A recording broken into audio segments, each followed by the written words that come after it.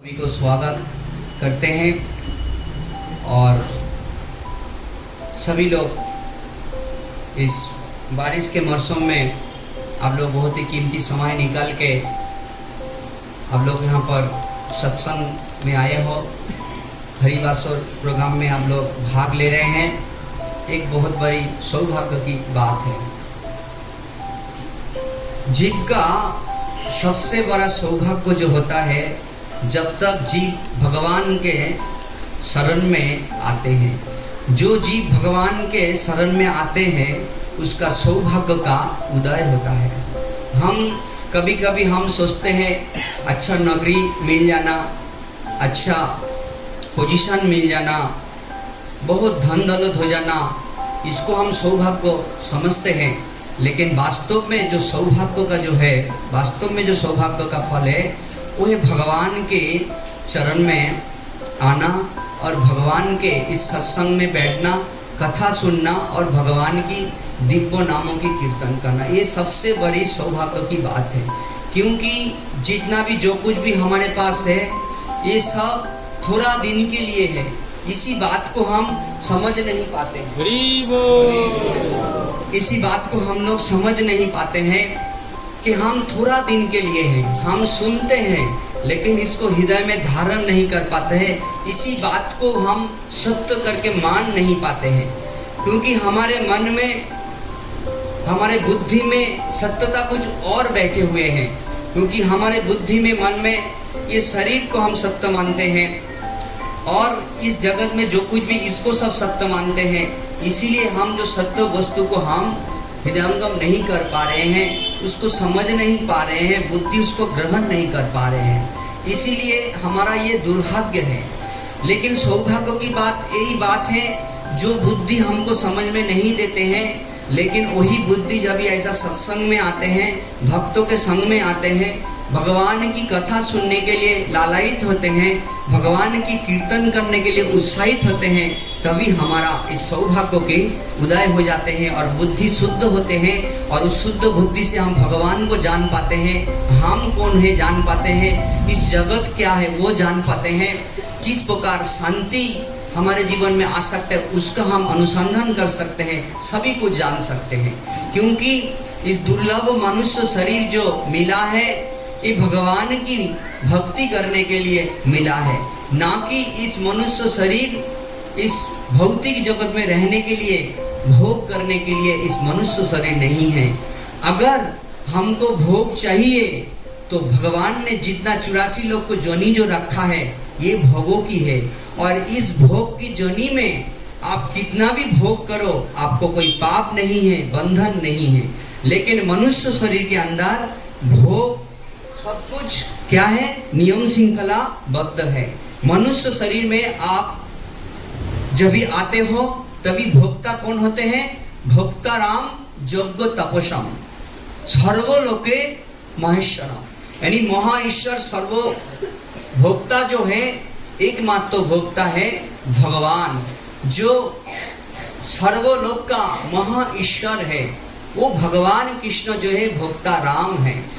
वो अगर भोग कर सकते हैं, लेकिन अगर जीवात्मा अगर भोग करने जब भी लागेंगे तभी माया के बंधन में पड़ जाएंगे, और इस भोग में जब भी हम प्रवृत्ति होगा तभी हम भगवान को भूल जाएंगे। तो इसीलिए इस भोग से निवृत्ति होना, इस भोग से छुटकारा पाना एक ही मात्र रास्ता है। दैवी हुसो गुणमयी ममो माया दुरत्तया। ये दैवी त्रिगुणात्मा की जो माया है इसको अतिक्रम करना असंभव है, इसको अतिक्रम कोई नहीं कर सकता है।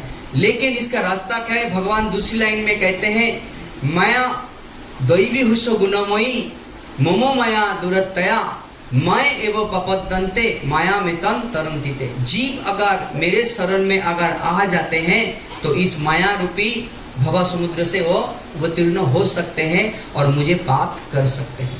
तो भगवान के शरण में जाने का रास्ता एक ही मात्र है, वो है भक्तों का संग। इस प्रकार भगवान की कथा और भगवान की नाम, दूसरा कोई आपको ये वस्तु दे नहीं सकते हैं। इस जगत में आप बहुत सब कुछ हासिल कर सकते हो, अपना बल के द्वारा अपना धन के बल के द्वारा, अपने ज्ञान के बल के द्वारा बहुत कुछ आप हासिल कर सकते हो, लेकिन भगवान की भक्ति, भगवान की शरण, ये एक ही मात्र भक्तों के संग में और सत्संग में ही आप प्राप्ति कर सकते हो।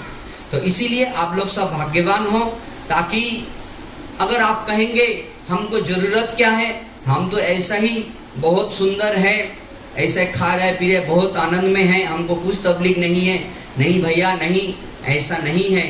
आप देखोगे सही तरीके से, अगर देखोगे इस जगत में सुख नाम की कोई चीज नहीं है।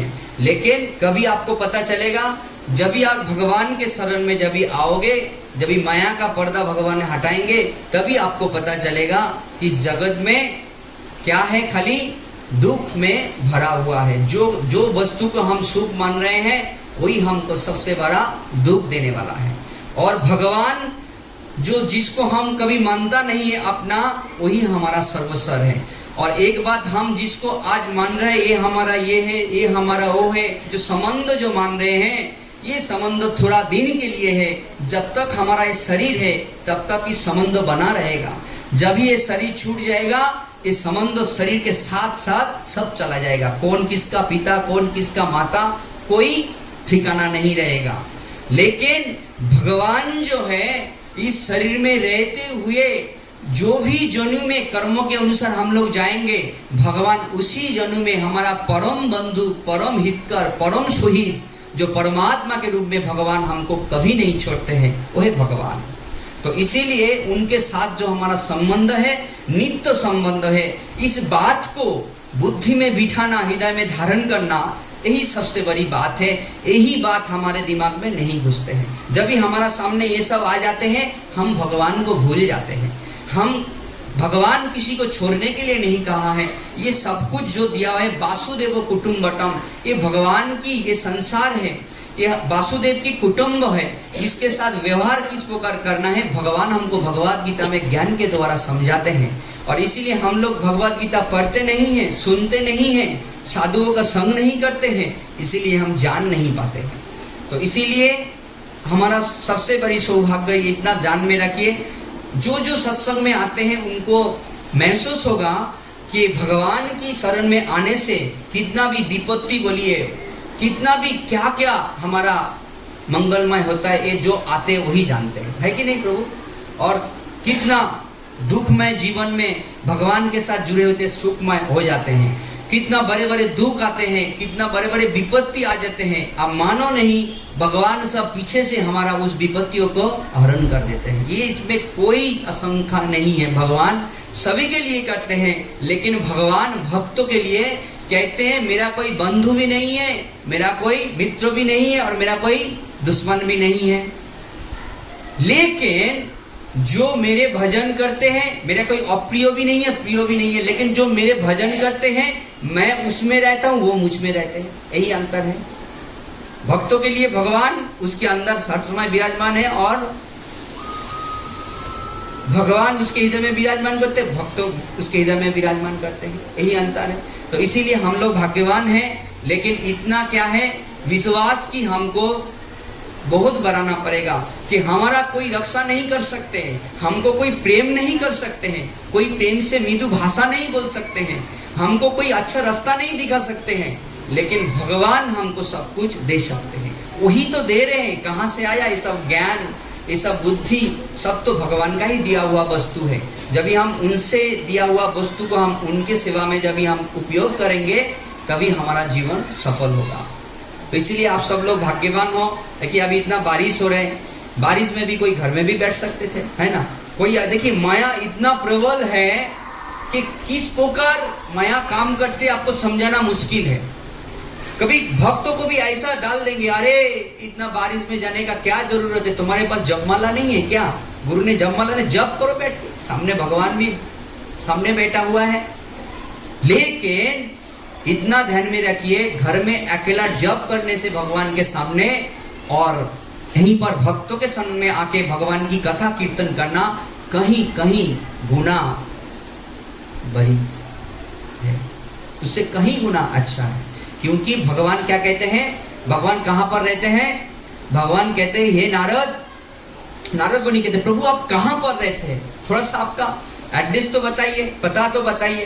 तभी भगवान कहते हैं हे नारद नाहम तिष्ठामि वैकुंठे जोगिनाम हृदय न च। फिर कहाँ पर रहते, वैकुंठ में नहीं रहते हैं, जोगी के हृदय में नहीं रहते, फिर कहाँ पर रहते प्रभु, जत्र गायन्ति मद भक्ता तथा तिष्ठामि नारद। मेरे भक्त लोग जहाँ पर एकत्रित होके संग में मिलकर मेरे गुणगान करते हैं, कीर्तन करते हैं, मैं वहीं पर उपस्थित होता हूँ।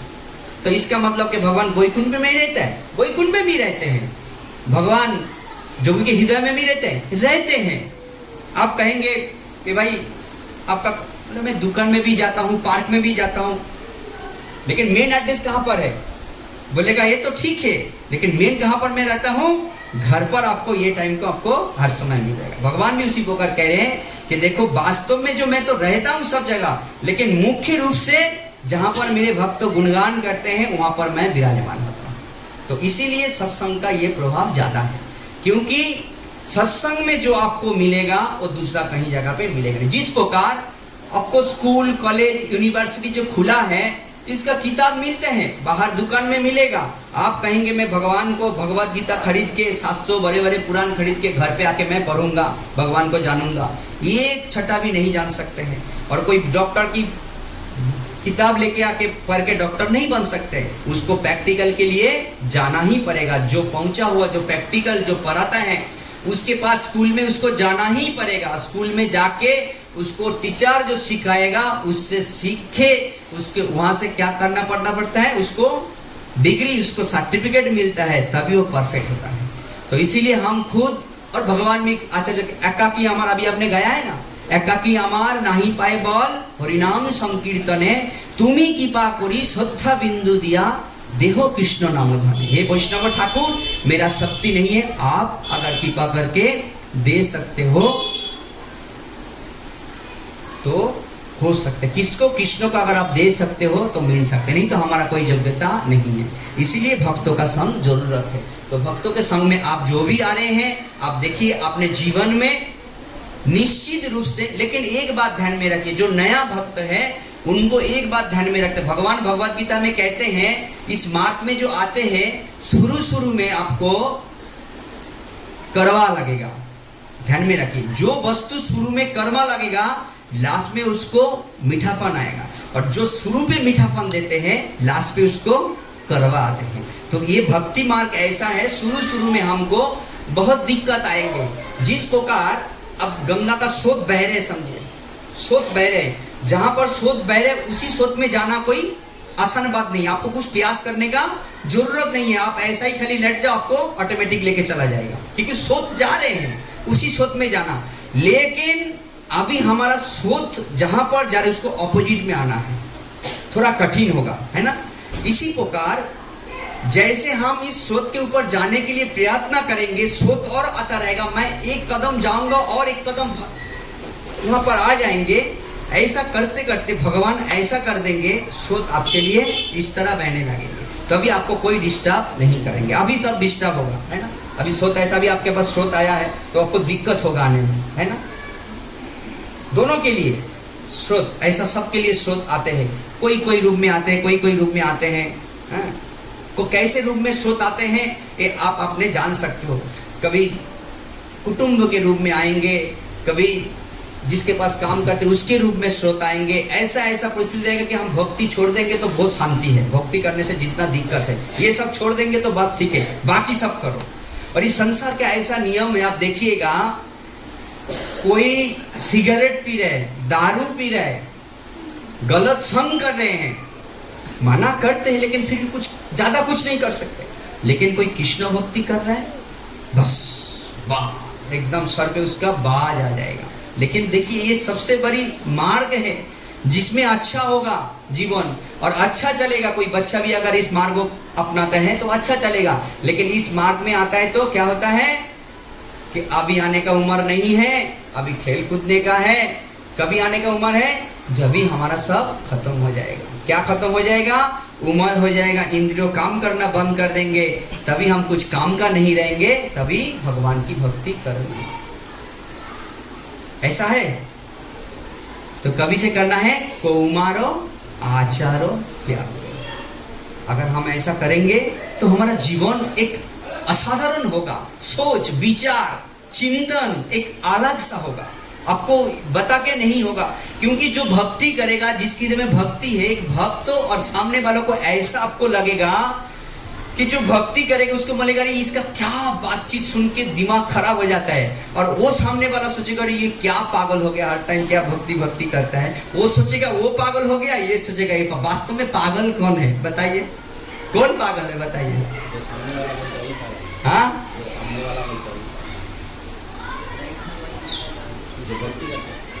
जो भक्ति करते हैं वो सही है, उसको समझे पागल समझ रहे हैं लेकिन वही सही है। जो भक्ति जो करते हैं वो समझ रहे अरे ये क्या पकड़ के माफी बात कर, सब देखेंगे कैसा कैसा बात करते हैं, अहंकार का बात क्या क्या करते हैं बात, वो कौन समझ सकता? अभी एक दूसरे का अहंकार क्या है वो ही पता नहीं चलेगा, ये भी अहंकार में पड़ा, ये भी अहंकार पर, जिसके अंदर अहंकार नहीं उसको तो पता चलेगा भाई, जिसके अंदर अहंकार नहीं वो तो पता चलेगा भाई ये अहंकार का बात है। अभी ये हमारा ऐसा हो गया इस जगत में, कौन सा बात अहंकार का यही पता नहीं है, ये भी झड़ रहा है, ये भी झड़ रहा है, कौन सा अहंकार पता ही नहीं। कोई साधु रहेगा तो बोला ये तो दोनों में डूब रहा है, पता ही नहीं कौन सा बात अहंकार है। हर एक बात 100 के अंदर 99% बात अहंकार की हो जाता है। अहंकार का भी अभी उसका भी भाग है, भक्ति युक्त तो भी अहंकार है प्रभु, बहुत अहंकार और बहुत कुछ है। तो जो भी है हम लोग सब भाग्यशाली है। तो आप लोग रथ यात्रा में बहुत सुंदर, आपने कौन कौन रथ यात्रा में गया था? हरि बोल, बहुत सुंदर हुआ, रथ यात्रा में आपने भाग लिया है। रथ यात्रा का हमने अगले हफ्ते क्या क्या चर्चा किया था? भगवान के प्रसाद के बारे में और भगवान के रूप क्यों ऐसा हुआ। ये हफ्ता हमने क्या बताने के लिए बोला था? हाँ, गुंडीचा मंदिर कहाँ से आ गया? गुंडीचा मंदिर का नहीं है। आज हमने क्या बोला था कि भगवान की इस जो रूप जो है इस जगत में किस प्रकार प्रकट हुआ। अभी जो भगवान को जो देख रहे हैं ये किस प्रकार प्रकट हुआ, जगन्नाथ जी को जो अभी देख रहे हैं इस रूप में इस जगत में कैसे प्रकट हुआ उसका बाकी है। हमने तो देखा है रूप क्यों है, इन्होंने ये सोचा है, लेकिन इस जगत में किस प्रकार प्रकट हुआ ये रूप, इसके बारे में हमको सुनना था। देखते हैं कितना टाइम लेना पड़े, जितना टाइम उतना टाइम ही में बंद करेगा। आप लोग बताइए, जैसा 45 में बंद करने के 9:30 में 10 मिनट जितना तक जाएंगे। पौने 10 12 हुआ है। हाँ, ये फास्ट है, ओ कृष्ण, अच्छा है। तो फिर तो टाइम अच्छा मिल गया, फिर फास्ट है वो नहीं मत प्रभु, और इतना लेट करेगा तो सबको काम। ठीक है, तो अभी देखिए रथ यात्रा में हमने भाग लिया है। सबसे बात सुनिए, ये जो रथ यात्रा है श्री चैतन्य महाप्रभु आने से पहले एक जुलूस था, ये यात्रा समान था। दूसरा कोई इस भाव को नहीं जानते थे। श्री चैतन्य महाप्रभु आने के बाद ये जगन्नाथ कौन है पता चला, और इसके अंदर रहस्य क्या है ये श्री चैतन्य महाप्रभु ने हमको जाना। जगन्नाथ कौन है? साक्षात कृष्ण है। जगन्नाथपुरी मंदिर को क्या कहते हैं? नीलाचल। नीलाचल क्या है? साक्षात द्वारिका, साक्षात द्वारिका। नीलाचल मंदिर द्वारिका है। जगन्नाथ जहां पर जाते हैं उसको क्या कहते हैं? सुंदरचल, यानी साक्षात वृंदावन। तो भगवान रथ यात्रा का जो भाव है, भगवान जो कुरुक्षेत्र में जब भी आए थे, कुरुक्षेत्र में जब भी नहाने के लिए आए थे, ये खबर मिल के जो ब्रजवासी जब भी वहां पर आए थे, आके भगवान को अभी छोड़ नहीं पे रथ में बिठा के जो लेके जा रहे थे, वही भाव है। बहुत दिन हो गए आप द्वारका, अभी आप वृंदावन चलो।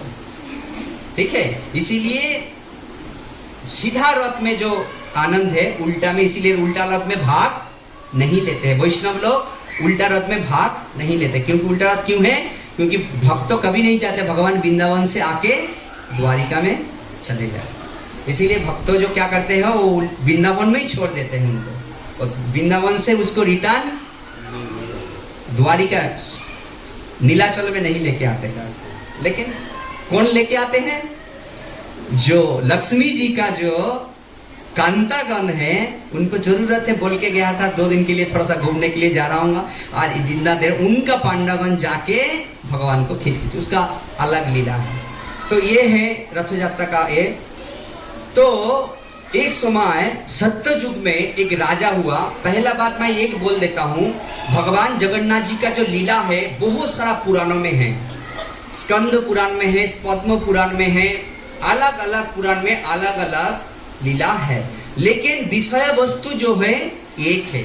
इसको हम किस प्रकार समझेंगे, एक कथा में आपको मैं समझा देता हूँ। जब भी आपने सुना रहेगा, विद्यावती जब भी नीलमाधव के दर्शन के लिए जा रहे हैं, कोई कहेगा कि राई का दाना लेके गया, कोई कहेगा चावल लेके गया, धान लेके गया, है ना। अभी आप मन में ये सोचो, अरे उसने तो राई बोला था, इसने तो धान बोला था, हम किसको मानो। हमको क्या देखना है, राई भी गा चुकाया, धान भी गा चुकाया। उसका विषय वस्तु क्या है कि विषय वस्तु ये है, उसको मार्ग दिखाने के लिए पता हो जाएगा। उस मार्ग में बाद में जब भी जाएंगे तो दिखाने के लिए, हमको राई से मतलब नहीं है, धान से मतलब नहीं है ना। तो इसी प्रकार इस लीला में बहुत हेरफेर है। तो आप बोलेंगे अरे ये कैसा, ये सुना था, वो सुना था, लेकिन वास्तव में विषय वस्तु एक ही है। कहीं पर जाके देखेंगे पहला विद्यापति का ललिता से मिलित होता है, कहीं पर जाके देखेंगे विश्व वसु से मिलना होता है। भले विश्व वसु से मिले और ललिता से मिले, जाएंगे विश्व वसु के घर और नीलमाधव के पास। ये मेन है, ये थोड़ा बुद्धि से हमको समझना चाहिए, क्योंकि हमारा बुद्धि जो इस संसार में पड़ा हुआ है, इस संसार के अंदर जितना है सीमित, हमारा बुद्धि संसार में सीमित है और भगवान असीम है। तो असीम को जानने के लिए इस सीमित बुद्धि से नहीं जाना जा सकते हैं। तो बुद्धि किस प्रकार सीमित असीम होगा, हम सत्संग में सुनते सुनते बुद्धि जब भी असीम होगा, यानी विकसित चेतना, मुकुलित चेतना, संकुचित चेतना, जब भी विकसित चेतना जब भी हमारा होगा, विकसित होगा चेतना, तभी उस भगवान की लीला को हम हृदयंगम कर सकते हैं। अभी चेतना विकसित कभी होगा, मुकुलित चेतना विकसित होना, संकुचित चेतना जो पेड़ पौधे का सेम थिंग, उसमें विकसित नहीं होता है। मनुष्य का चेतना विकसित हो सकते हैं ये भक्ति के द्वारा। तो इसीलिए विषय वस्तु एक ही है। ये जो राजा जो थे सत्ययुग में, जिसका नाम था राजा इंद्रधूम, राजा इंद्रधूम और उनका रानी था गुरीचा देवी। तो ये दोनों बहुत धार्मिक थे, भगवान के परम भगवान विष्णु भक्त थे, और इनका राजधानी थे अवंतीपुर, और इनका राजा थे मालव राज्य। और ये इतना धार्मिक थे और भगवान तपस्या बहुत करते थे, और वो तपस्या के द्वारा भगवान को पाना चाहते थे। तो इतना उत्सुक हो गए कि भगवान को वो साक्षात दर्शन करना चाहते हैं, कि मैं भगवान को साक्षात मैं दर्शन करूं, है ना। अभी हम लोग इच्छा तो होते हैं कि हम भगवान से साक्षात बात करें, जिसको हम खिला रहे पिला रहे, भगवान सभी तो चाहते हैं साक्षात देख सकते हैं। तो उन्होंने राज्य में सबको बुलाया, बुलाने के बाद बोला मैं साक्षात, मुझे ऐसी कोई जगह बते जहां पर भगवान साक्षात विराजमान है, मैं दर्शन करूं। तो सभी ने सलाह दिया कि महाराज ये सत्ययुग है, सत्ययुग में जो विधि है, क्या विधि है सत्ययुग में, ध्यान करने का विधि है। चारों युग में अलग अलग विधि में भगवान को पाया जाते हैं। सत्ययुग में क्या विधि है, कीते धाया तो विष्णु, ध्यान करने में सत्ययुग में ध्यान करके भगवान को पाया जाता था। तेता हम जगई मके, तेता युग में जग करके पाया जाता है। दापर युग में परिचर जायो, परिचर भगवान की अर्चना करके भगवान को पाया जाता है। और कली युग में तद हरि कीर्तना। तो इस चारों युग में अलग अलग पद्धति से भगवान को पाया जा सकता है। तो बोला भी आपको ध्यान के द्वारा भगवान को आप दर्शन कर सकते हो। तो बोला नहीं, मुझे साक्षात दर्शन करना है। तो ध्यान के युग में परमात्मा के रूप में महसूस तो उन्होंने किया है, लेकिन वो साक्षात दर्शन करना चाहते हैं। तो उन्होंने ऐसा सब जगह के, मुझे कोई बताइए ऐसा कौन सा जगह है जहां पर भगवान आते हैं। तो एक जगह पे वर्णन है, तो उनको आकाशवाणी हुआ कि हे राजा इंद्रधूम, मेरा अभी तुम इस रूप में नीलगिरी पर्वत में मैं नीलमाधव के रूप में विराजमान हूं। तो नीलमाधव जहां पर गए थे वहां पर मैं विराजमान हूं। तो जब भी वहां पर विराजमान हूं तो तुम वहां पर साक्षात मेरे दर्शन कर सकते हो। एक जगह ये वर्णन है, और एक जगह वर्णन है राजा ने सबको बुलाया, और उसी समय एक तीर्थयात्री आते हैं और आके कहते हैं, हे राजन, मैंने इस जगत में जितना भी तीर्थ स्थान है मैंने सभी जगह पे मैंने तीर्थ किया है। आप अभी जो उत्कल देश में, तभी उड़ो देश कहते हैं, फिर बाद में उड़ीसा हुआ, उत्कल भी कहते हैं। दक्षिण और वहां पर नीलगिरी पर्वत में नील माधव के रूप में साक्षात विराजमान है। आप वहां पर भगवान को दर्शन कर सकते हो। तो उन्होंने बोल के चले गए और विश्वावसु के द्वारा वो सेवित थे। इतना बात बोल के वो अदृश्य हो गए। और तभी कहां पर ढूंढे, कहां पर उत्कल से कहां पर ढूंढे, तो सबको बुलाया, सब जगह पे भेजा, जितना भी सैनिक था ढूंढने के लिए कहां पर ये नीलगिरी पर्वत है और नील माधव के रूप में कहां पर सेवा होते हैं। उसी राज्य में जो कि राजगुरु थे, उनका भाई थे जिसका नाम था विद्यापति। राजगुरु ने बोला कि मेरे भाई है जो विद्यापति, बहुत ही प्रतापी है, विद्वान है, ज्ञानवान है और भक्तिमान है, वो ये काम कर सकते हैं, तो बुलाइए उसको। विद्यापति बहुत शुद्ध भक्त है और उच्च कोटि के ब्राह्मण थे।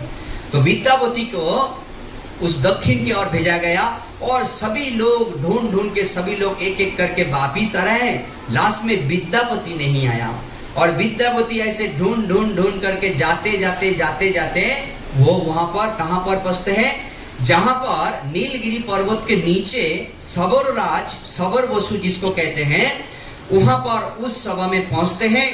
और पहुंचते पहुंचते वहां पर पहला किसके साथ मिलते हैं, वो ललिता से देखते हैं। ललिता एक सरोवर में नहाते हैं और जो महानदी है, महानदी तो बाहर ऊपर से अभी वो नील माधव वहां से स्नान कर रहे थे और वहां पर विद्यापति देखा।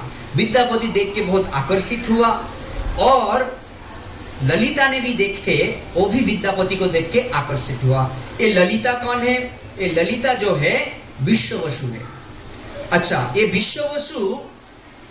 विश्वावसु कौन है ये भी जान लेना चाहिए। विश्वावसु क्यों यहाँ पर आए ये भी जान लेना चाहिए। ये विश्वावसु जो थे, विश्वावसु और कोई नहीं है, ये विश्वावसु जो थे त्रेता युग में जो अंगद थे, यही विश्वावसु बन के आया है।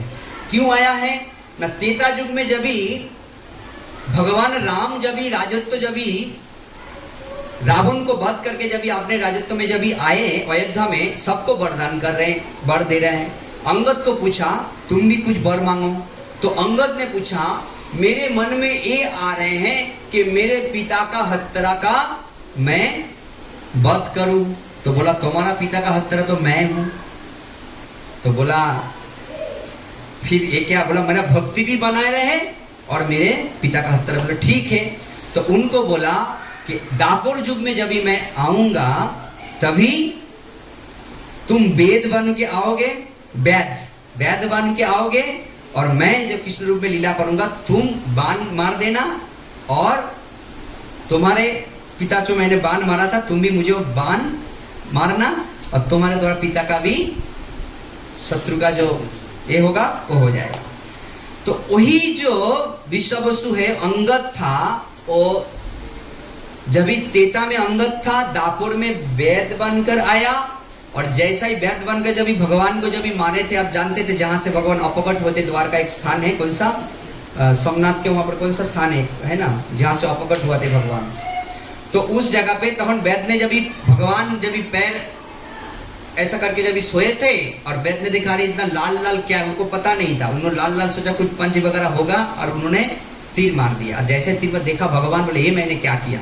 तभी वो रोना धोना चालू किया। तभी भगवान ने कहा देखो तुम, ये मेरी इच्छा से ही हुआ है, तुम कौन हो? भगवान तब उसको आशीर्वाद दे कि तुम अंगद थे और मैं भगवान राम थे, ये मेरा ही आशीर्वाद से ही ये हुआ है। बोला प्रभु तुम मेरा, मैं नरक जाऊंगा तो कहाँ जाऊंगा? आपके चरण में तुलसी चढ़ाते हैं, फूल चढ़ाते हैं, तो मैं कहाँ पर जाऊंगा? बोला तुम नरक नहीं जाओगे, तुम मेरे धाम आओगे। तो फिर बोला मैं तो आपके भक्ति करना चाहता हूँ। तो बोला आप एक काम करो, इसके बाद जो तुम जब दूसरे जब तुम दापोर हो गया, फिर बाद में जब तुम ये कलियुग में जब आओगे तभी क्या होगा?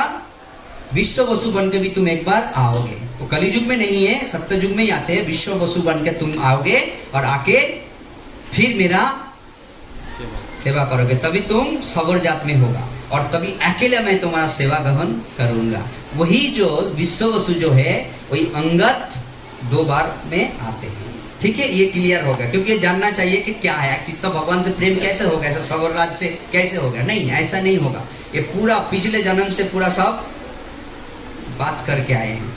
वो विश्ववसु जो थे ललिता के पिता थे, ललिता घर पे लेके गया, लेके जाके उन्होंने पूछा कि अवंतीपुर से आए हैं, तो अवंतीपुर बोलो तो उस अवंतीपुर का ब्राह्मण जो है बहुत महान है और बहुत एकदम पहुंचा हुआ ब्राह्मण है, जो भगवान को प्रकट कर सकते हैं, ऐसा उनमें शक्ति है। तो उन्होंने सोच के ही तो अरे सबर जात, तो उन्होंने बोला हम तो सवर है, हम हमारे हाथ से आप सेवा लेंगे। तो उन्होंने बोला अभी रास्ता तो कुछ नहीं है। तो उन्होंने गया, उनके घर में गया, सेवा किया। विश्ववसु तभी घर पे आया, घर पे आते ही देखा तो मुखमंडल देखती पता चल देते अवंतीपुर से आए हैं। ललिता ने सब कुछ बताया, बोला बेटी इनका सेवा करो। तो खूब बहुत सेवा करने लगा। सेवा करते करते ललिता और विद्यापति के द्वारा एक प्रेम का संचारण होता है, दोनों में आकर्षित हो जाते हैं। और दोनों में ये होने के बाद फिर उनका पिता बोला आप इतना उच्च कोटि के ब्राह्मण हो और हम लोग सवर जात के हैं, तो आप स्वीकार करेंगे, हरि बोलो। तो बोला हाँ। तो उन्होंने स्वीकार किया था, तो पानी ग्रहण किया था और विश्ववसु ने ललिता उनका लड़की के साथ विद्यापति का विवाह हो गया और वहीं पर ही रहने लगा। और काय के लिए आए थे? नीलमाधव की खोज के लिए आए थे। कौन? विद्यापति। सब जो एक एक करके जा रहे हैं, विद्यापति अभी तक नहीं गया, राजा प्रतीक्षा में है, कभी हम खबर आएगा। और यहाँ पर विद्यापति ललिता के साथ रहने लगा। और विश्ववसु क्या करते हैं, हर शाम को चले जाते थे, कहां पर? वही नीलगिरी पर्वत में नीलमाधव के पास चला जाते थे और आका रात सेवा करके फिर सुबह वापिस आते थे। तो वहां पर जो जाते थे साक्षात नीलमाधव पूरा विराजमान थे। दिव्य रश्मि बंभा आदि देवतागण आके स्तुति करते हैं रोज। और विश्ववसु जब भी आते थे सब देवता लोग स्वर्ग से फूल, अभी इस जगत का तो नहीं है, वो स्वर्ग से फूल अगर सब सामग्री, और विश्ववसु वन में जितना भी फूल फूट्स रहता है वही लेके जाते हैं और सब कुछ सामग्री वहां पर छोड़ के चले जाते थे। और विश्ववसु क्या करते थे, वो प्रसाद और दिव्य दिव्य फूल वो लेके आते थे। तो जब भी ऐसे आते थे तो विद्यापति तो बहुत बुद्धिमान थे और पहुंचा हुआ ब्राह्मण थे।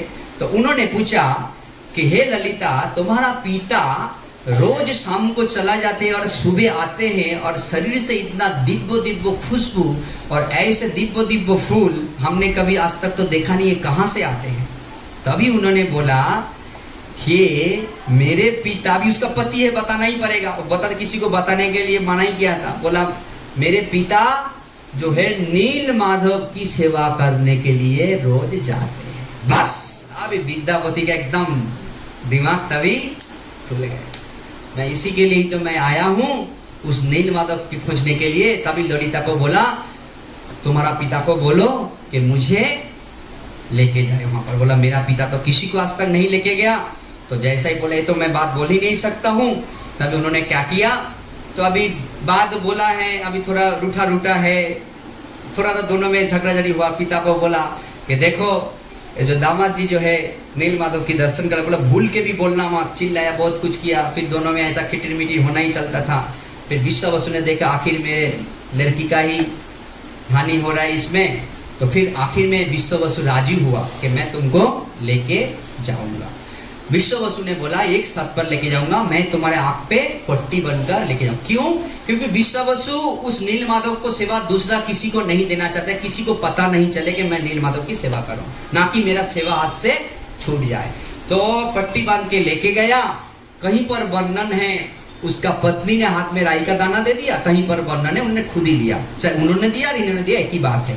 वो बुद्धिमान थे, राई का दाना ले लिया और जाते जाते विश्ववसु आगे आगे जा रहे हैं, पीछे पीछे विद्यापति जा रहे हैं। जहाँ से जा रहे हैं थोड़ा थोड़ा राई का दाना छोड़ छोड़ के, वो जो पर्वत है अभी कम हो गया, हम जो जहाँ कहते हैं वो बहुत सुंदर, अभी भी कितना सुंदर दृश्य देखिए, ऊपर में चढ़ के कितना सुंदर पेड़ पौधे, महानदी जा रहे हैं, क्या दृश्य है।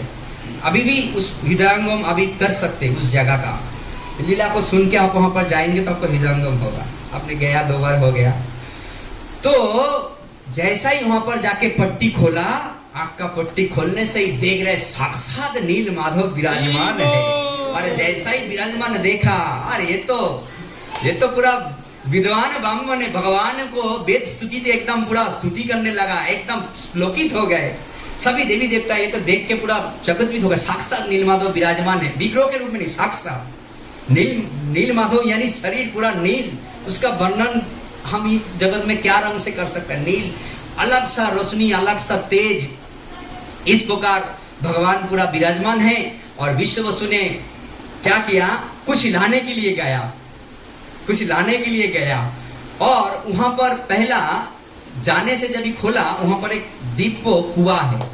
विद्यापति ने देखा उस कुआं में एक कौवा आया और उसमें झलक लग गया। तुरंत चतुर्भुज रूप धारण करके भगवत धाम जा रहे। बोला अरे इससे बड़ी बात क्या है? तो मैं भी अभी कूद जाता हूँ, मेरे इसमें क्या टेंशन लेने के। जैसे ही वो कूदने के लिए गया, तुरंत आकाशवाणी हुआ, हे विद्यापति तुम इस प्रकार नहीं जा सकते, क्योंकि तुम्हारा अभी काम पूरा नहीं हुआ। राजा को तुमको संवाद देना है कि नीलमाधव यहाँ पर है। तो उन्होंने तुरंत रुक गए। रुक जाने के बाद विश्ववसु फल सब लेने के लिए गए, और यहाँ पर भगवान की स्तुति हुआ। वो तो एकदम गदगद हो गया दर्शन करके। विद्यापति शुद्ध ब्राह्मण थे, बहुत भक्त थे। विद्यापति भी भगवान की बहुत भक्त थे।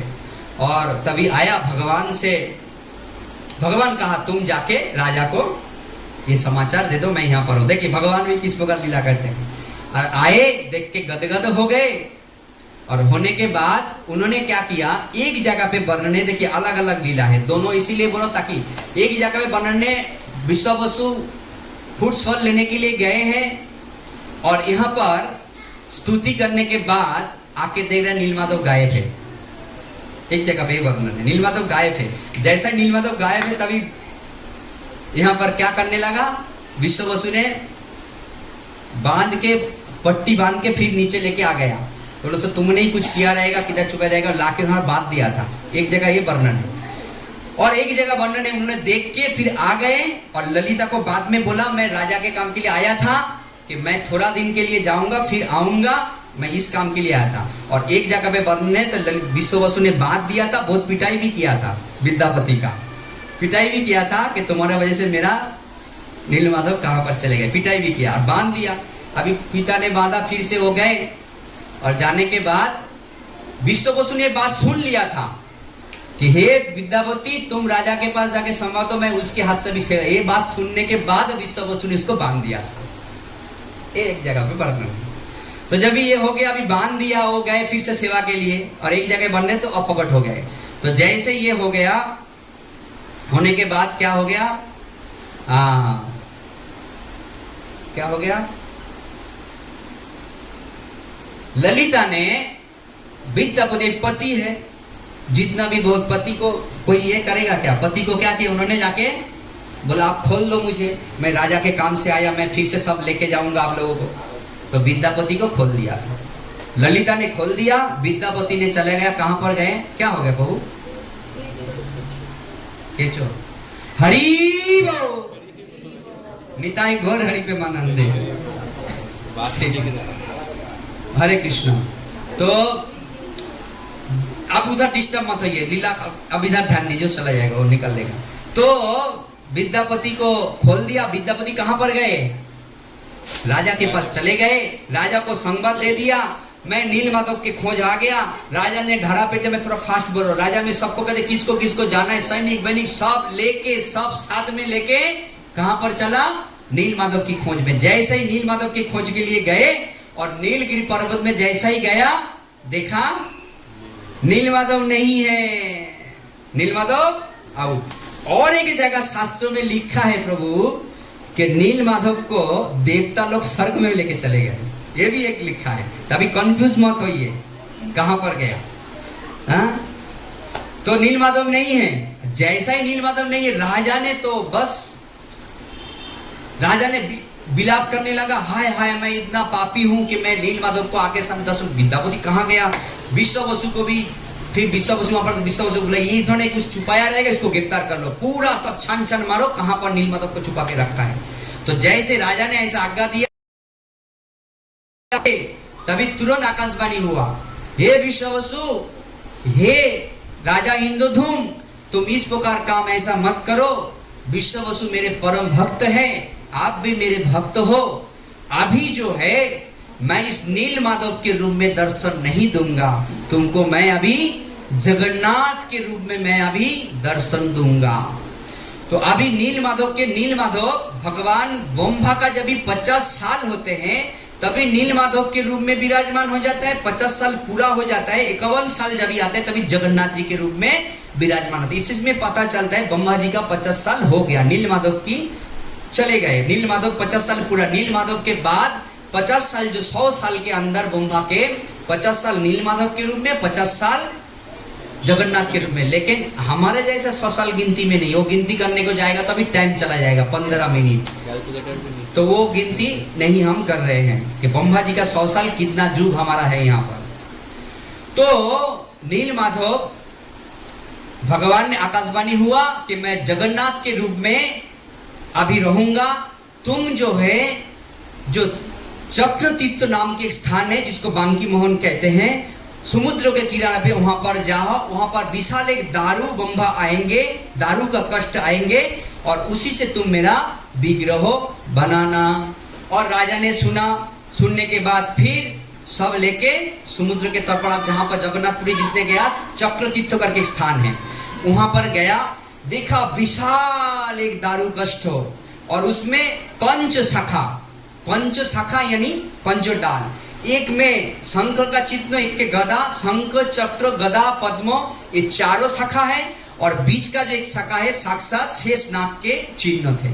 तो ऐसे विशाल जो दारू बम्मा जो पेड़ जो देखा, और राजा ने पूरा हाथी घोड़ा लेके सब सैनिक को भेजा, उसको हिला ही नहीं सका, किसी ने उसको ले नहीं पाया। फिर उसी समय क्या किया, फिर आकाशवाणी हुआ, एक जगह वर्णन है कि हे राजन, तुम मेरे शुद्ध भक्त विश्ववसु और विद्यापति को बुलाओ, दोनों को बुलाओ। और एक जगह वर्णन है कि राजा इंद्रद्युम्न जैसे ही हाथ लगाया गड़गड़ करके आ गए। और एक जगह वर्णन है दोनों जन आए, तीनों मिल के उनको छुआ और तुरंत गड़गड़ करके आ गए। कहां पर आए, राजा के महल। राजा का महल कहां पर था, गुंडीचा जो मंदिर जो देख रहे हैं वहां पर राजा का महल था। गुंडीचा मंदिर जो है वहां पर राजा ने लेके आया, और लेके आने के बाद टाइम होगा तो बता दीजिए, मैं वहीं पर बंद कर दूंगा। राजा ने वहां पर लेके आया, लेके आने के बाद जितना भी सब कारपेंटर यानी काठ मिस्त्री विग्रह बनाने के लिए सभी को बुलाया। जो भी उस कष्ट को छेनी हाथुड़ी से, बांग्ला में आप समझते हैं ना, छेनी हाथुड़ी से मार रहे हैं, छेनी हाथुड़ी सब टूट रहा है, हथियार सब टूट रहा है, उस कष्ट को कुछ नहीं हो रहा है। तो राजा चिंतित हो गया, किस प्रकार विग्रह बनेगा, कोई बना ही नहीं पा रहा, भगवान इसमें कैसा विराज होगा, कोई हाथी नहीं लगा पा रहा है, सब फेल।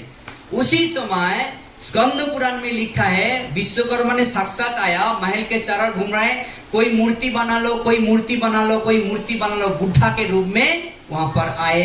और आके क्या किया, तभी राजा ने आवाज सुना, तो सुन के बाहर आया, देखा हमको मूर्ति बनाना है, तभी बोला, उनको लेके आया कि मैं मूर्ति बना दूंगा, 21 दिन तक मुझे एक अंतर महल में इसको लेके जाना है दारू बम्बा को, और 21 दिन तक खुला नहीं है, 21 दिन तक बंद रहेगा, मैं विग्रह बनाने 21 दिन के बाद ही ये द्वार खोलना है। तो उन्होंने बोला ठीक है, मंजूर है। तो उस जो विश्वकर्मा के रूप में जो काठमिस्त्री है अंतपुर में लेके गया, महल बंद हुआ, ठक ठक ठक ठक ठक ठक करके 1-2 दिन राजा तो एकदम व्याकुल है, कभी भगवान को दर्शन करेगा, भगवान को दर्शन। रानी भी, दोनों ही परम भक्त थे, आकुल व्याकुल हो गया, रोज ठक ठक ठक ठक करके आवाज सुनते थे, आ जा रहे ठक ठक ठक ठक, काम हो रहा है, यानी हो रहा है, कभी 21 दिन व्याकुल हो रहा है, व्याकुल हो रहा है। अभी जैसे काम होते जा रहा है, आगे जितना काम बढ़ रहा है, आवाज भी कम होते जाएगा, पहला आवाज ज्यादा होता था, तो आहिस्ता आहिस्ता जब विग्रह बनने लगा, आवाज कम होते लगा। और गुंडीचा देवी ने कहा, रानी ने कहा, हे राजन आप देखो जरा, लगता है ये कुछ खाया नहीं पिया नहीं, शरीर छोड़ दिया, कुछ आवाज नहीं आ रहा है, आप जाके द्वार खोलो। बोला नहीं देवी, अपूर्ण हो जाएगा। बोला नहीं, आप जाके खोलो।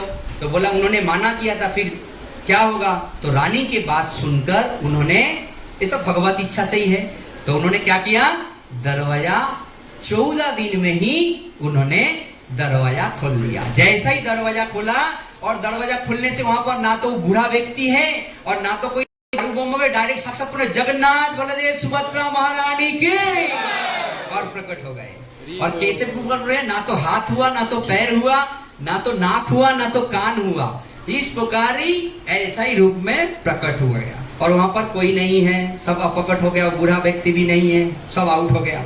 और जैसे ही चले गए तभी राजा हाय हाय हाय हाय करने के लिए, मेरे कारण ये क्या हो गया, विग्रह अपूर्ण हो गया, मैं मेरे शरीर को नहीं रखूंगा।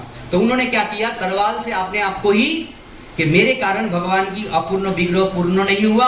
रानी भी विलाप करने लगा, राजा भी विलाप करने लगा।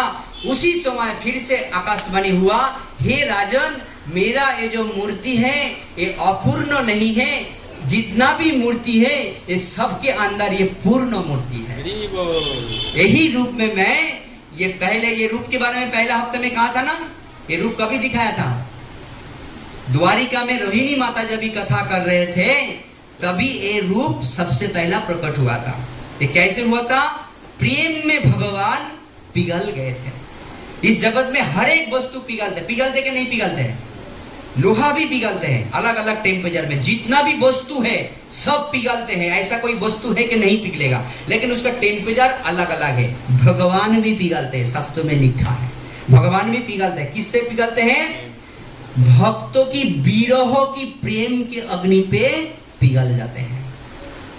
उस पिघला हुआ ही स्वरूप प्रेम में, भगवान भक्तों के प्रेम में, राधा रानी का जो लीला जो वर्णन करते सुन के प्रेम में पूरा पिघल गए थे, और बड़े बड़े आंख हो गए थे, हाथ शिकर के अंदर आ गए थे, पैर अंदर हो गए थे। वही रूप को नारद मुनि दर्शन किया था, और नारद मुनि को वरदान दिया था कि इसी रूप में मैं इस जगतवासी को दर्शन दूंगा। कि प्रभु ये रूप तो कहीं नहीं दिखा। इंद्रदुम्न को बोला यही मेरा पूर्ण रूप क्यों है, क्योंकि जो इस जगत में सबसे जो मेन जो वस्तु है प्रेम, प्रेम के बगैर और कुछ नहीं है। प्रेम जहां पर ये सबसे पूर्ण माना जाएगा। और भगवान जगन्नाथ जी का जो मूर्ति है, राधा के प्रेम में, राधा विरुदा कृष्ण जगन्नाथ, और जगन्नाथ कौन है,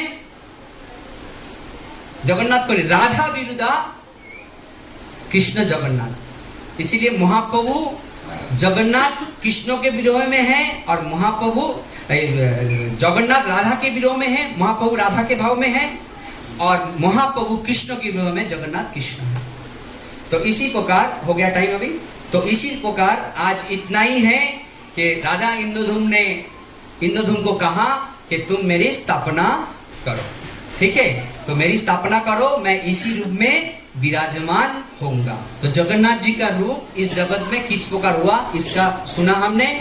अगले हफ्ते फिर अगर मिलेगा, मौका आएगा, किस प्रकार राजा इंद्रधुम्न ने मंदिर बनाते हैं। उस जो मंदिर हमने अब देखा, ये कोई ये मंदिर नहीं है, ध्यान में रखिए, इसको अखंड है ये मंदिर। आज तक कोई रिपेयरिंग भी नहीं कर सका, एक पिलियर खाली नीचे से गिर गया, उसको आज तक लगा नहीं पाया प्रभु, पता है ना आपको, कोई लगा नहीं पाया। उस पिलियर को भी कोई सीमेंट से भी लगा नहीं सकता, रिपेयर नहीं कर सकता कोई भी आज उस मंदिर को। ऐसा मंदिर है, बड़ा है वो, और ऐसा भी शिला है, वो इधर से टक टक करेगा तो उधर से आवाज आएगा, कोई मामूली शिला नहीं है, सोचिए, ये विचित्र है। तो बहुत अलौकिक है। उस प्रकार से मंदिर बनाते हैं, बनाने के बाद ब्रह्मा जी को निमंत्रण देने के लिए जाते हैं, यहाँ पर सब ढक जाते हैं, पूरा युग बीत जाते हैं। ब्रह्मा जी फिर बोलते हैं तुम कितना टाइम खड़े, एक क्षण के लिए पूरा सब यहाँ पर, फिर तुम चले जाना, फिर बोलना मेरे शरण करने से मैं आ जाऊंगा। इंद्रधुम्न आता है, देखा सब मेरा सब कोई नहीं है यहाँ पर मंदिर, और गाल माधव ने फिर उस मंदिर को स्थापना करने के लिए चाहा है, बहुत कथा है। फिर राजा ने सोचा अरे फैसला हुआ, फिर मैं सब मेरा जो सेवक था जिन्होंने इतना मेहनत किया, सब कुछ एक किया, वो लोग नहीं है। ब्रह्मा जी ने आके कमल से पानी छोड़ा, देखा उसका ही वंशधर सब कुछ विराजमान है, लेकिन गाल माधव के रूप में सब वो सब काम कर रहे हैं, उसका सैनिक के रूप में। वही परंपरा आज तक भी जो परंपरा है वही। एक परंपरा आते हैं जो विद्यापति का 2 विवाह हुआ प्रभु, एक विवाह हुआ ब्राह्मणी से जो यहाँ पर अवंतीपुर में थे, और एक विवाह हुआ ललिता से। तो 2 वंश जो चला है, एक वंश से भगवान की श्रृंगार की सेवा होते हैं, एक वंश से भगवान की रसोई सेवा होते हैं, और विश्व वसु के जो वंशधर है उसको जो 15 दिन जो अभी जो सेवा चला अनावर्ष काल में, उसका वंशधर सेवा करते हैं। तो अभी फिर बाद में इतना हमने आज श्रवण किया कि रूप भगवान का इस जगत में भी प्रकट इसीलिए हुआ, ये पूर्ण रूप है। लेकिन हमारे वेस्ट बंगाल में एक बात है, जगन्नाथ जी को लेके बहुत गलत बात कहते हैं, वो मुख जगन्नाथ अपराध है ना, अमुक जगन्नाथ है, तमुक जगन्नाथ है, ऐसा बहुत भाषा से बोलना अपराध है, मैं नहीं बोल रहा हूँ, लेकिन वो लोग जानते नहीं है जगन्नाथ जी का इस रूप के बारे में, क्यों ये रूप ऐसा है, ये पूर्ण रूप है, हाथ नहीं है, पैर नहीं है, अलग अलग सब अलग अलग बोलते हैं, लेकिन ये प्रेम के पराकाष्ठा स्वरूप है। और जगन्नाथ जी को एक बार दर्शन करने से निश्चित रूप से कृष्ण भक्ति आपको होगा ही। हरि बोल, जगन्नाथ स्वामी की। तो हमने पूरा सुन लिया, आया समझ में, तो जगन्नाथ जी का रूप क्यों हुआ, और जगन्नाथ जी यही इसका पूर्ण रूप है। और हाथ पर जो बना नहीं, ये भगवान पहले ये रूप को दिखा दिया था, इसी रूप में विराजमान है और आज भी विराजमान है। किस प्रकार वहाँ पर सेवा होते हैं, पूजा होते हैं, किस प्रकार ब्रह्म स्वरूप जो एक ये है वो चेंज होता है, वो सब अलग अलग सुंदर सुंदर लीला है। किस प्रकार समुद्र में हनुमान जी वहाँ पर समुद्र कभी कभी चरण छूने के लिए आते हैं, बहुत सुंदर सुंदर एक एक करके जगन्नाथ जी का लीला है। पहले समुद्र बहुत नजदीक थे और उसका भी लीला बहुत सुंदर है। हाँ माता, हाँ कान फाटा हनुमान है, उसको बेरी हनुमान, कान फाटा हनुमान माता मंदिर में है, दक्षिण द्वार में कान फाटा हनुमान मंदिर में है। और जो बेरी हनुमान है जहाँ पर चक्रतीर्थ है वहाँ पर बेरी हनुमान। कि समुद्र जो है, अभी समुद्र कौन है जानते हैं, भगवान का कौन है, ससुर है। हाँ लक्ष्मी जी समुद्र से जन्म लिया था, अभी आते थे ससुर मिलने के लिए, तो ससुर जब भी मिलने के, ससुर तो कोई साधारण ससुर नहीं है, तो आता तो पूरा बारिश लेके एकदम आता था। पांडा लोग बोला लोट प्रभु ये क्या है, बोला क्या करूं, ससुर जी तो मिलने से आएंगे, बोला हमारा लोटा बिस्तर सब। सुभद्रा बोला तुम्हारा ऐसा ससुर मिलने का तो मेरा कपड़ा भी बिकता है, तो मैं क्या करूं, तो ऐसा बहुत है, बोला मैं क्या करूं। फिर पांडा लोग भी सब अभी संध्या मेरे घर भर सब लोटा बोटा सब लेके जाता है, बोला एक काम करो हनुमान को बुला। तो हनुमान को बुलाया, बोला इसको अभी उधर बिठा दो। हनुमान जी जैसा ही ऐसे सो गए, उसको तो लांग के आएगा नहीं, हनुमान को तो लांग नहीं सकता है, समुद्र आ नहीं सकता है। और कभी कभी हनुमान को बोलता है पूना माता, तो मुझे भी तो दर्शन करने के लिए जाना है जगन्नाथ जी का। कभी कभी कहता है माता सीता कभी अच्छा भोग बनाता है अयोध्या में, वो भी जाना है। तो हनुमान जी एक बार चले आए, तो समुद्र भी पीछे पीछे आ गया है, फिर से ऐसा हंगामा शुरू कर दिया। फिर क्या हुआ, पांडा लोग फिर से गया। भगवान ने बोला आप एक काम करो, हनुमान जी को तो किसी चीज से तो बांध नहीं सकते, आप एक काम करो, तो आप राम नाम लिख के ऐसे बेरी जंजीर राम नाम लिख के उसके ऊपर लगा दो, तो हनुमान उसको लांगेगा। तो इसीलिए राम नाम लिख के बेरी जंजीर जो है उस हनुमान के ऊपर चढ़ा दिया, हनुमान वही से ही और आया नहीं, समुद्र तभी से लगा नहीं। और कान फटा, सुभद्रा बोले अरे भैया तुम्हारे ससुर जी ने इतना आवाज करते हर टाइम, तभी समुद्र नजदीक था, रात को ना समुद्र का आवाज घर घर करके आवाज आता था। बोला ना तो नींद होता है ना तो बलदेव भी बोले तुम्हारा ससुर को कुछ करो। तो बोला क्या किया, हनुमान जी को बुलाओ। तो हनुमान जी ने क्या किया, अपने कान को इस प्रकार खड़ा किया, पूरा आवाज जो है समुद्र का कान में पूरा समेट लिया। इसीलिए मंदिर के अंदर जाओगे रात को भी समुद्र का आवाज नहीं सुनाई देगा, बाहर आएंगे समुद्र का आवाज सा सा सा सा करके आवाज आएगा, लेकिन मंदिर के अंदर आवाज घुसेगा नहीं। तो दक्षिण द्वार में कान फटा हनुमान पूरा उस आवाज को अभी तक भी दिव्य लीला है, अभी तक भी उसको ले जगन्नाथ जी का सब दिव्य लीला है, अभी तक भी चल रहे हैं। हरे कृष्णा कृष्णा कृष्णा हरे हरे, हरे राम 2 मिनट में लूंगा। एक बात आप सभी से, आपको सब लोगों को अच्छा लग रहा है, आप लोग चाहते हैं हर मंगलवार को यहाँ पर हो जाए, चाहते हैं ना, यहाँ पर होना चाहिए।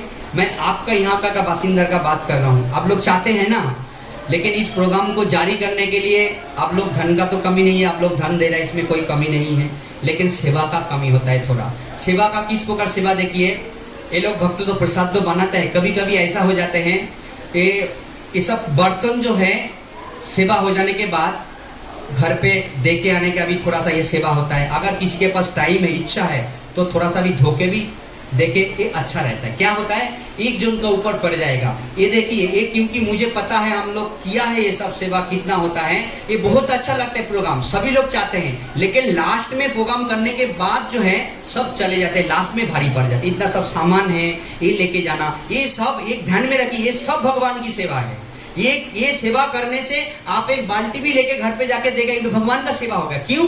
क्योंकि यहाँ पर भगवान की कथा हुआ, भगवान के लिए भोग रंधन हुआ और भक्त लोग मिला, भगवान भी ग्रहण किया, ये भगवान की सेवा हो गया। जो यहाँ पर आजू बाजू में रहते हैं ये सेवा उनको करना ही चाहिए।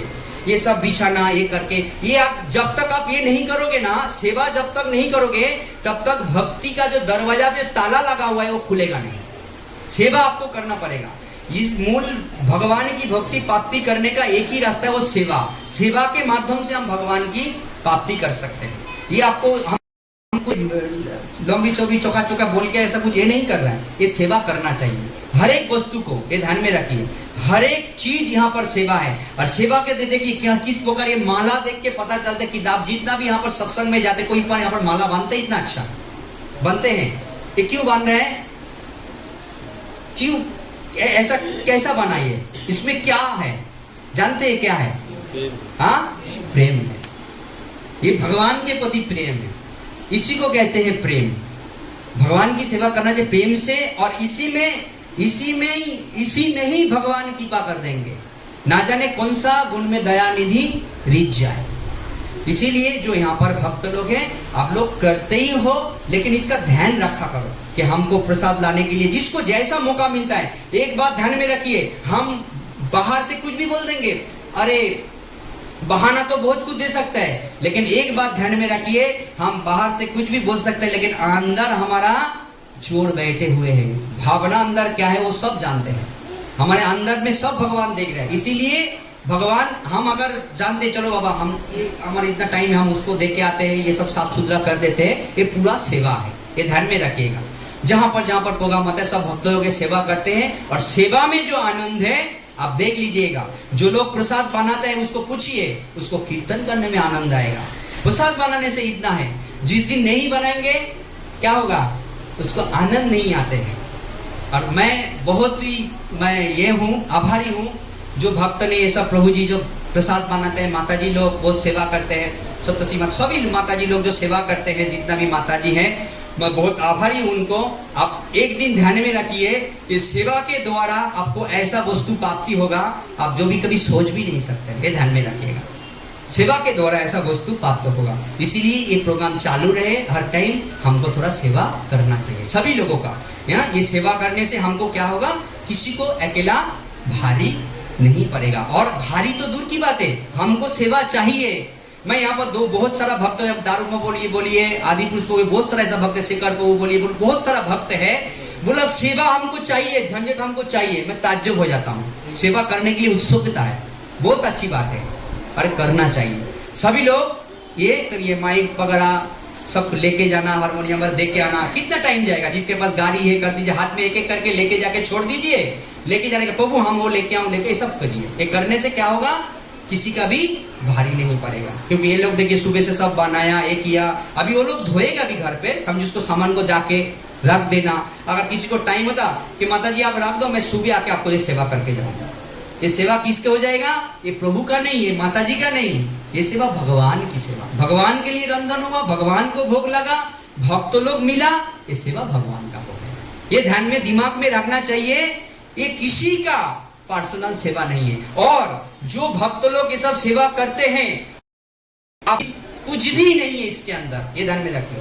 हित बोलो तो अपना स्वार्थ, बिना स्वार्थ में, बिना अपना जो भी सेवा करते जेब से खर्चा करके वो सेवा करते, ध्यान में रखिएगा।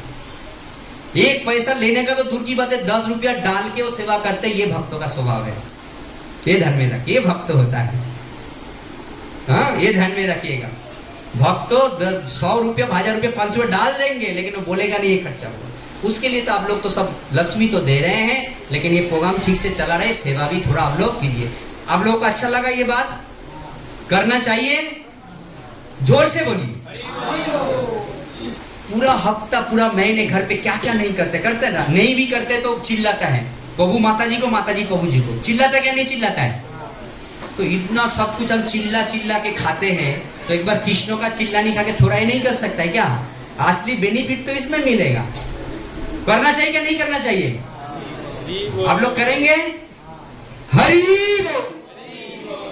हरे कृष्ण। आज हमने भगवान का रूप का लीला कथा श्रवण किया और कैसा आप सब लोग भगवान के साथ ऐसा भक्त के साथ जुड़ा रहिए तो भक्ति आसान हो जाएगा। भक्ति तो कठिन है लेकिन भक्त के साथ जुड़ा रहेगा तो भक्ति एकदम आसान हो जाएगा। तो आज लक्ष्मी केशव प्रभु भगवान का रूप का बारे में बोला, उसके लिए हम 3 बार हरे कृष्ण महामंत्र बोलेंगे। हरे कृष्णा कृष्णा कृष्णा हरे हरे, हरे राम राम राम हरे हरे, हरे कृष्णा कृष्णा कृष्णा हरे हरे, हरे राम राम राम हरे हरे, हरे कृष्णा कृष्णा कृष्णा हरे हरे, हरे राम राम हरे हरे। और आज का प्रसाद, आज का जो प्रसाद है हमारा दारू बम्बा प्रभु और लक्ष्मी माता दोनों में प्रसाद डिस्ट्रीब्यूट किया है। तो उसका आध्यात्मिक कल्याण के लिए किया है, उसका आध्यात्मिक कल्याण के लिए भगवान की प्रसादी माला ग्रहण कीजिए। हरे कृष्ण महामंत्र बोलेंगे। हरे कृष्णा कृष्णा कृष्णा हरे हरे, हरे राम राम राम हरे हरे, हरे कृष्णा कृष्णा कृष्णा हरे हरे, हरे राम राम राम हरे हरे, हरे कृष्णा कृष्णा कृष्णा हरे हरे, हरे राम राम राम हरे हरे। देखिए प्रभु, झाड़ू क्यों लगाता है? कौन बता सकता है? भगवान के सामने झाड़ू क्यों लगाता है? बताइए, क्यों लगाता है झाड़ू? हाँ, झाड़ू भगवान की रास्ता नहीं, हमारा हृदय साफ हो रहा है। तो जैसा ही हृदय साफ हो गया, रह नहीं गया, भगवान के लिए प्रसाद दे दिया। हरि बोल, हरे कृष्णा हरि बोल। तो प्रभु जी ने बहुत झाड़ू लगाया जगन्नाथ जी के रथ यात्रा में। तो जितना भी आप समझे रथ यात्रा में झाड़ू लगाया, और यहाँ पर जब भी साफ सुथरा करके झाड़ू लगाएगा तो एक ही सेवा है, ध्यान में रखिए। यहाँ पर सत्संग का झाड़ू लगाना, जितना भी साफ सुथरा है, गुंडीचा मर्जन के लीला दिन कहेंगे, ये साफ करना, यानी हमारा चेतन दर्पण साफ करना।